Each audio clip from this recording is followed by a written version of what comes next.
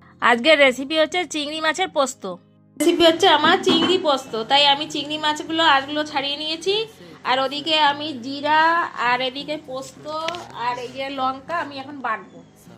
তো এটা হচ্ছে চিংড়ি পোস্ত, তাই হচ্ছে জিরা পোস্ত আর হচ্ছে লঙ্কা আমি ভালো করে মিহি করে বেটে নিচ্ছি। আছে চিংড়ি পোস্ত, সেই পোস্ত আর জিরা আর কাঁচা লঙ্কা বেটেছি। এবার এর মধ্যে দেবো আমি লবণ, আর দেব হলুদ, আর দেব কাঁচা সর্ষের তেল ঘানির,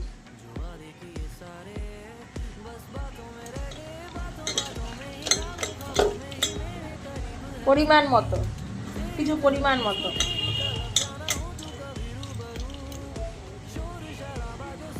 একটু তেল, একটু সর্ষের তেল দিলাম কড়াইতে, সামান্য, বেশি না, বেশি তেল মশলা খাওয়া উচিত না।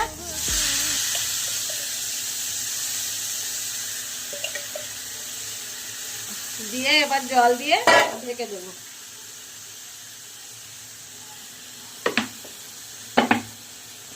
চিংড়ি মাছ সিদ্ধ হতে তো অল্পটা টাইম লাগে, অল্প জল দেবো।